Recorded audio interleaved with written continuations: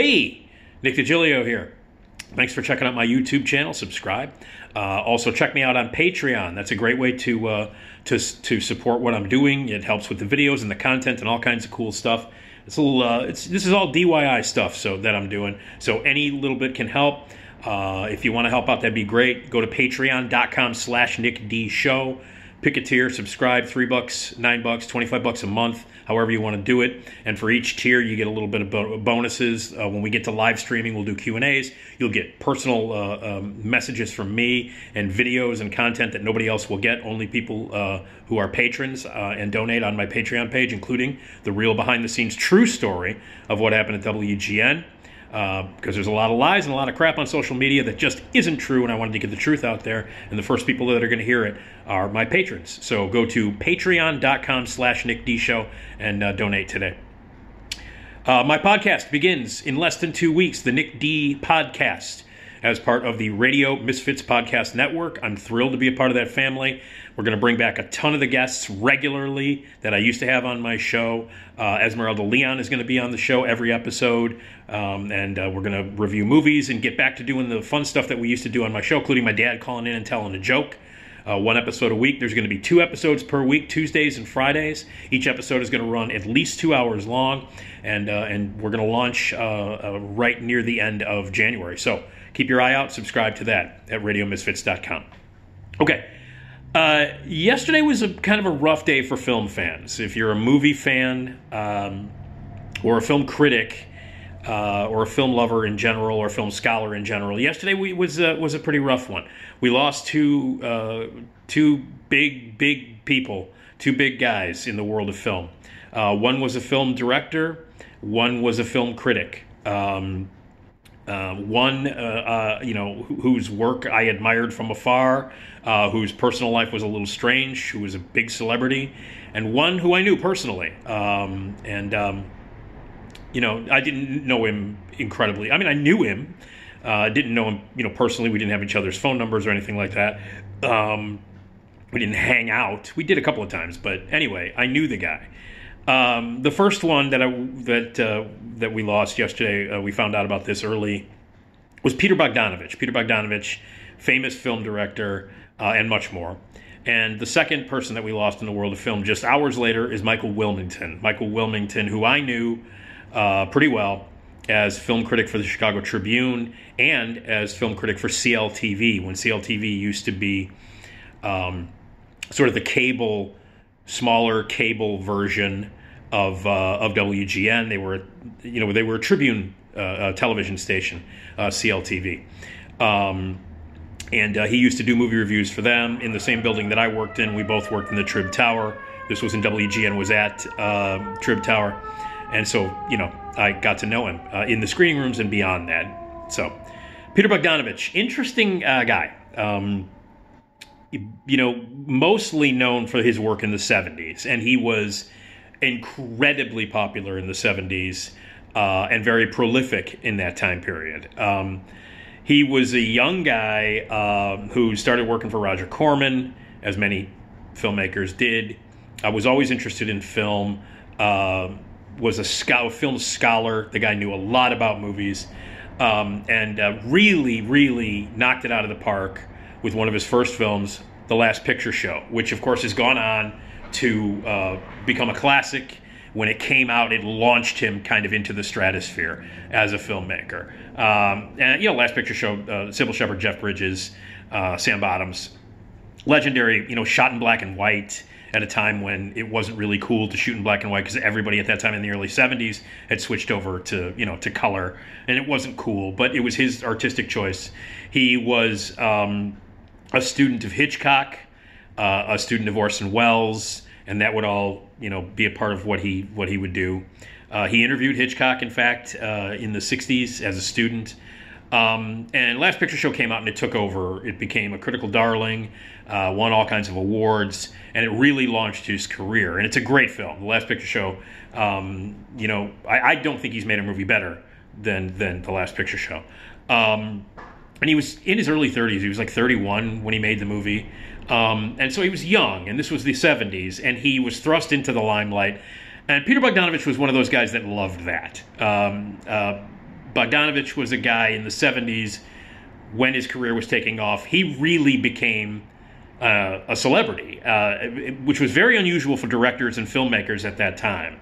But he loved it. He ate it up. He was on talk shows all the time, wore ascots a lot, had that kind of, almost pretentious personality. But he loved hanging out with the Hollywood elite, loved hanging out with the ladies, big ladies man, and loved the world of cinema. And sometimes he loved the world of celebrity a little bit more than cinema. And that is really what kind of got in his way as a filmmaker, I personally think.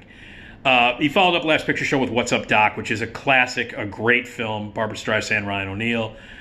And it would be the first of a few more collaborations with Ryan O'Neal, who was, like, at that time, the hottest leading man in Hollywood in the early and mid-'70s. He was the man. And so he and Bogdanovich, he was hanging out with, like, the biggest leading man, the hottest leading man in the 70s. He and Bogdanovich were buddies, and they made a lot of movies together. What's Up, Doc is a classic, a great film. Paper Moon he made with Tatum O'Neal, who went on to win the Oscar for that, and Ryan O'Neal, another great film. And he would go on to make other interesting movies.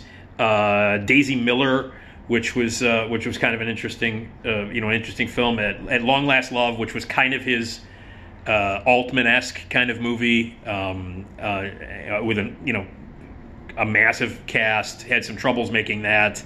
And then it started to, by the time he started to make all the successes with Paper Moon and What's Up, Doc, and the commercial successes, when he started to hang out in Hollywood, that's when, the career started to, there were some troubles during production. His ego got in the way of a lot of things. As far as I was concerned, his films got less interesting. He did Nickelodeon, another one with Ryan O'Neal, and Tatum O'Neal, which is a really good film as well. A really terrific movie called Saint Jack, which is actually my second favorite of all of Bogdanovich's movies. He did that with Ben Gazzara, one of Ben Gazzara's best roles, like a really great role for Ben Gazzara, starring role. Ben Gazzara, one of the best actors ever, and at that time, like the Cassavetes films were really, They were in the film world, and Bogdanovich obviously admired the kind of work that Cassavetes did. In fact, Cassavetes was one of his idols, who he wanted to kind of emulate that kind of career, doing these really great experimental type films and yet being able to stay in touch with Hollywood, which Cassavetes was able to do. And St. Jack is a terrific movie. I think second only to Last Picture Show as being, great stuff. And he also did They All Laughed.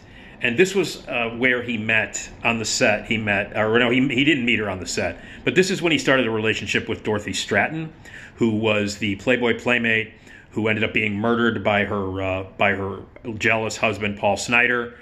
She became Playmate of the Year. Bogdanovich met her at a party at the Playboy Mansion. Bogdanovich was a Playboy Mansion guy. He was on talk shows a lot. Again, bon vivant, wore the ascots and just loved that lifestyle. Guest on talk shows, hosted talk shows. He became a personality, a very, flaunty 70s personality. And he hung out at the Playboy Mansion like a lot of those, Ryan O'Neals and James Caans and all those guys in the 70s used to hang out. He was thick as thieves with all those guys. He met Dorothy Stratton. That became a relationship that he had. He put her in They All Laughed. And Dorothy Stratton was murdered, and this really affected Bogdanovich in a bad way. His personal life got a little weird. His movies got a little bit less. He didn't make movies as much. He ended up marrying Dorothy Stratton's younger sister, who he was like 49 or 50, and she was 20 when they met, and she was like the little sister of Dorothy Stratton. Things just got weird in Bogdanovich's personal life. At the time in his movies, they never really came back. He did have a commercial success with Mask, the Cher movie with Eric Stoltz and Sam Elliott, but he had a lot of trouble making that movie, lots of arguments with the studio. He wanted Bruce Springsteen, to do some songs for the movie, but the studio wanted fucking Bob Seger, and the studio won. So Bogdanovich really distanced himself from that movie, from Mask, even though it was a commercial success, huge commercial success and critically acclaimed. He never really embraced it.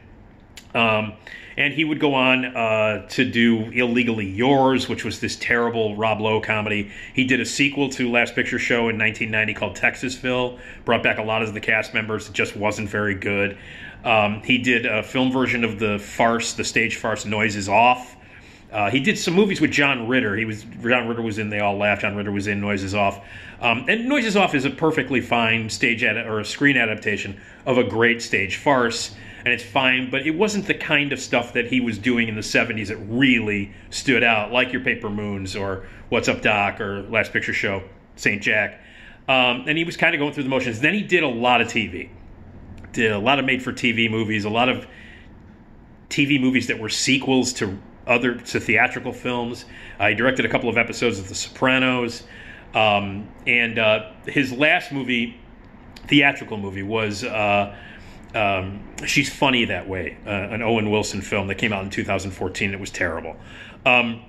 He was also an author. He wrote the book This Is Orson Welles with Orson Welles, and it was a series of interviews that Bogdanovich did with Orson Welles, who was one of his heroes, and that's great stuff. All of those interviews that Peter Bogdanovich did with Orson Welles, the extended sit-down interviews with Orson Welles that became the specials, he filmed all of them, he recorded all of them, and the book, This Is Orson Welles, that was released in 1992, is great, and it's a great, fascinating bunch of conversations about a filmmaker interviewing another filmmaker, and you learn about Bogdanovich, and you learn a lot about Orson Welles, and they became fast friends. They were friends throughout the 70s.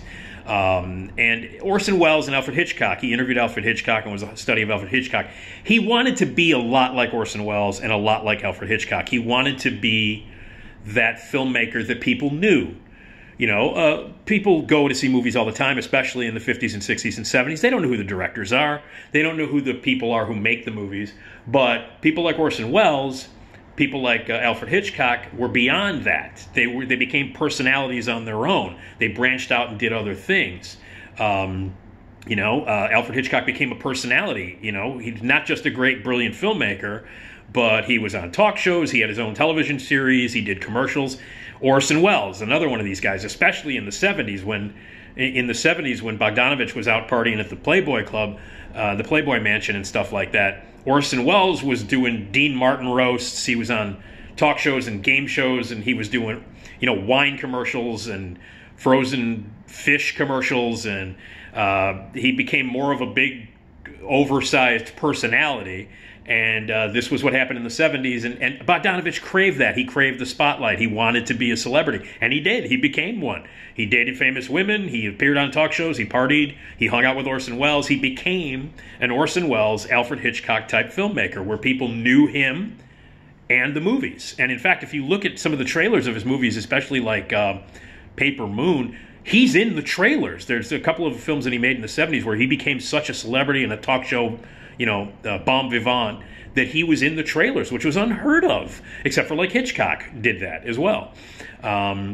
So This Is Orson Welles, a great contribution to film. He made a lot of really interesting movies. His stretch in the 70s was fantastic. And he loved movies. He absolutely loved movies. He was an interesting guy, to say the least. And, that stretch in the 70s where he was a celebrity and he was having a blast is pretty interesting, and the movies that he did, especially St. Jack and Last Picture Show, What's Up, Doc, Paper Moon, Nickelodeon, these are all really great things. In the 70s, Peter Bogdanovich was making really interesting and great movies. He knew cinema, he loved it, and it was a huge loss to find out that Bogdanovich passed away yesterday. And then on the same day, just a few hours later, Michael Wilmington passed away.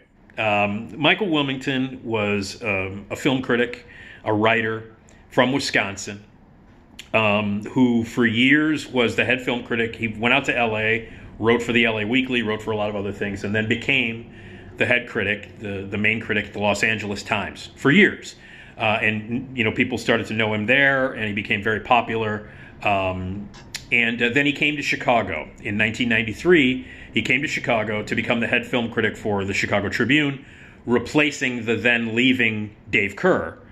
who moved to New York. And so they brought Michael Wilmington in from L.A. to become the film critic at the Chicago Tribune. And then he spent 1993 through 2007 at the Chicago Tribune. He wrote a lot of things. He did a lot of appearances, and appeared on CLTV. He would do video. He would do reviews on CLTV, which was like, the cable Tribune, the Tribune cable station. And when Michael first came to town, I was pissed. I was absolutely pissed because Dave Kehr, I think, is, and I still believe this, I think he's the best film critic of all time. I think Dave Kehr is the most brilliant, the most incisive, the smartest. I think he's the best film critic ever that's ever lived, in my opinion. And he was my hero when I used to read him I used to read his stuff in the Reader, and he was a guy who really, at the time when I really started to get into movies, like when I discovered what a director did in '78, when I saw Halloween, I started reading Dave religiously in the Reader, in the Chicago Reader. And when I started going to screenings and when I became a film critic, and then started going to critic screenings that were private and only film critics could go to, thanks to Roy Leonard, who got me in, I would see Dave Kehr in the screening room. Very quiet guy, unassuming, smoked cigarettes. And this was when he was writing for the Reader, and I remember freaking out. This was like in late 84, 85, early 85 when I started going to screenings, late 84. And I was so intimidated, and I finally came up and I introduced myself. And then over the years, Dave and I became friends. And not only did I unbelievably worship this guy as a film historian, a film critic, a brilliant interpreter of movies, and an incredible writer. Not only did I admire him that way, but I became friends with him. We became colleagues. And it was amazing to me that I was a colleague. I used to sit next to him at screenings all the time. We talked all the time. We became buddies. We shared a lot. We had a lot in common in terms of taste. Our film tastes were very, very similar. We championed, films that people really wouldn't champion, especially people who like directors like Walter Hill. And in the early days, Dave went out of his way to really champion the work of Catherine Bigelow and some of these B movie directors. He embraced that kind of stuff. I remember when Used Cars came out in 1980. I didn't know him at that point, but I was reading him in the Reader. And it was his #1 movie of 1980. That was the year that Raging Bull came out, and he put Used Cars at #1. So I got to know, not only did I admire him, and I still do, but I became friends with Dave. And Dave was leaving, and Michael Wilmington was his replacement. So immediately I didn't like him. I was like, fuck this guy. I don't care about him. Michael Wilmington. Who's this jagoff going to come in and replace Dave, the best film critic on the planet, and my friend who's leaving?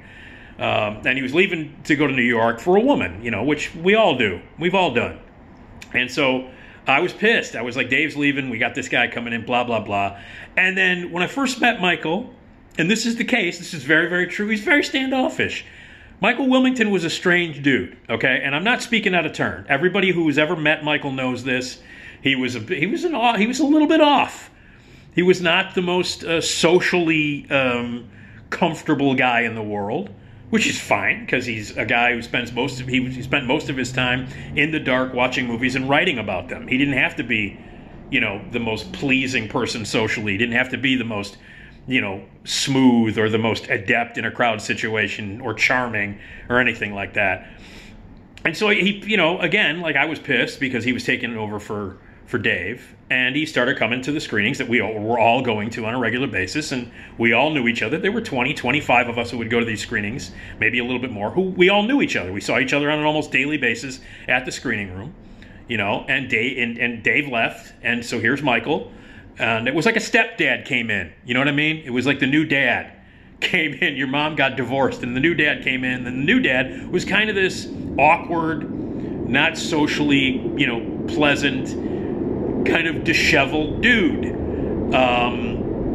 seemed a little grumpy sometimes, and who, in a wonderful way, brought his mother to a lot of screenings. His elderly mother, he loved his mother. He brought his mother to a lot of screenings, and there was always a seat next to Michael. We would bring his mom. And then finally, I started to talk to him. We started to get to know each other, and I would read his stuff in the Tribune, and he was a terrific writer. He had an interesting taste in movies, not necessarily my own. He had a tendency to love everything that Oliver Stone directed, which I never understood. But he had a very unique take on movies, and he was a great writer. And so I was like, okay, this guy's cool. And I know who the fuck am I to judge, but he was like I said, in that area, and especially if you love Dave Kerr and you were friends with Dave Kerr, when Michael came in, he was like the new dad, the new boyfriend. So eventually I got to talk to him, I got to know him, and he rubbed a lot of people the wrong way. He publicists sometimes had an issue with Michael, but the thing is, for some reason, I don't know what it was, but for some reason I kind of broke through that. And I was able to and I saw him do it. I saw him be gruffy with people. I saw him be gruff and give projectionists a hard time sometimes, and give publicists a hard time. And he would come in and he just was kind of disheveled, and he didn't care what he looked like or anything like that. And he just wasn't. He was a standoffish guy, not a very approachable guy. But I approached him, and I got to kind of know him, and we would talk at screenings, and we would talk about film and other things. And I kind of broke through this barrier that he either put up, I think unconsciously, he didn't do it on purpose, but I kind of broke through that, and I was able to get to the funny and interesting guy. And I was able to have kind of fun conversations with the guy and talk about it and talk about movies a lot, as he had a great perspective that I didn't necessarily agree with, but I always kind of saw a new version or a new vision or a new perspective when I talked to Michael. And I got to know him, but yet again, he was sort of this gruff, the exterior of this guy was, where did this guy come from? Did he just come off the street? Hair was always messed up. He didn't give a shit about that, which is awesome. And then he got on CLTV, and the thing I loved about his appearances on CLTV, because it got to the point where Michael was very outspoken about when Richard Roeper got the gig on Siskel and Ebert, or At the Movies, or whatever it was called, after Gene died. Roeper got the gig, and Michael was not pleased about that, because Richard Roeper he was like a columnist. He wasn't he was not a film historian. He didn't know anything about movies. He was camera friendly. He knew how to look at the camera, and he knew what to say and all that stuff. And I know Richard, and but that's how he got the gig. And so Michael was very outspoken about his displeasure that, camera friendly columnist, not film critic, knowledgeable guy, Richard Roeper got the gig instead of someone who really studies film. He got it because he was pretty, and this is Michael thinking. And he was outspoken about it. He wasn't happy about it. But everything was turning to that, back in the late 90s and into the early 2000s, when the internet really kicked in. There was a lot of visual stuff, as we all know now. And you had to be a little bit, you had to get out there. And you had to, if you wanted to really review things, multimedia was the best way to do it. I was doing it on the radio, again, because I'm not real camera friendly. But Michael was one of these guys that wasn't really happy about it. So when he got the gig at CLTV to do movie reviews during the CLTV news, which was it was a 24-hour news channel, so he would do 2 or 3 movie reviews on camera. They would film right upstairs from where we were, the WGN studios in the Tribune building. The CLTV studios were right above us in the Trib building, and he would film in the studio, one camera. He would do these film reviews, video reviews. And so that was like his contribution, and they would run almost 24 hours in a cycle on CLTV, on the cable network. So it was a local sort of cable network. And Michael did not alter his appearance whatsoever. Like, Wilmington would go, he would sit in the CLTV studio, which was right outside, the office of the Tribune. He would sit there in whatever he wore that day. He clearly didn't have a makeup guy, didn't care what his hair looked like. Also was not he would talk like he always talked, which was not very TV friendly. Let's talk like this. And hey, coming up on Entertainment Tonight, he didn't talk like that. He talked like this. And here's what this movie is. And and it was always fun. If you go back and watch his reviews from CLTV, I loved them because I knew Michael. But a lot of people would be like, who is this grumpy sort of disheveled dude who's talking about movies? But that was Michael, and it was like, okay, I'll be on TV. I'm not going to dress up or wear a tie or fix my hair or do any of that kind of shit. I'm going to talk the way I always talk, which is kind of like this. And yeah, this was a good film, and I enjoyed this. And that's kind of like a disheveled dude with street clothes, in a room in the Tribune Tower reviewing movies. They were awesome, and I loved watching Michael's reviews. I had Michael on my radio show several times. Again, he was not like, I didn't have him on because of his sparkling personality. I had him on because he was smart. He was brilliant about movies. I had him on because his opinion was different than mine. And it was always interesting to have a person who could actually express their opinion in an intellectual way and teach me something. If I didn't like something he liked, I was like, well, maybe I'll look at it a little bit differently. So I had Michael on my show several times. And, again, his appearance was, hey, Michael Wilmington, how you doing? And that was awesome because that was Michael. He was diagnosed with Parkinson's a few years back. And he got, Parkinson's, as it is to do, took its toll on him. He had a fall last year and broke his hip, and he never really recovered from that. And he died from complications of Parkinson's yesterday. I consider myself a colleague of his. I loved talking to him. He was an interesting guy. And the fascinating thing about the fact that these two film guys passed away on the same day is that they were both not controversial, but they had their quirks. Bogdanovich had a lot of quirks. He was a controversial guy. Some of the stuff that he did in his real life was a little questionable. His priorities were a little strange in the 70s. Kind of a strange, pretentious guy, and tend to be not the friendliest of guys. Then you got Michael Wilmington. But again, Bogdanovich knew his shit. Like, he knew his shit. He knew film. He was a film historian. He knew what he was talking about. Orson Welles would not let him in his life if he didn't. And he was a great filmmaker. He was good at what he did when he did it well. Wilmington, same thing. Not the greatest personality in the world. Put a lot of people off. He kept a lot of people at their distance. If you talk to people in the screening room who's, whatever kind of, not relationship, but any kind of encounter they had with Michael Wilmington, some people would say, yeah, he was a jerk. And that's justified, completely justified. But that's the thing. Both of these guys had sort of controversial, quirky, weird personalities. But their contributions to the world of film are great, are amazing. So Peter Bogdanovich, Michael Wilmington, they passed away. It was a rough day yesterday for film lovers and film critics and film scholars. And especially rough because I knew Michael. Michael was a great guy. Very interesting character, as I said. But yeah, rest in peace, Peter Bogdanovich, rest in peace, Michael Wilmington. It was a sad day, but they've left behind a lot of great stuff. A lot of great writing and a lot of great video appearances and reviews from the great Michael Wilmington, and a lot of great television appearances and all kinds of, great stuff. And in fact, Peter Bogdanovich was actually portrayed in a movie, although it wasn't his real name. Roger Rees played a version of him in Bob Fosse's Star 80, which was the movie about Dorothy Stratton and her murder. And Roger Rees basically played Peter Bogdanovich in that movie. And so he was represented in a film in that way. So anyway, Peter Bogdanovich, Michael Wilmington. It was a sad day yesterday in the world of film.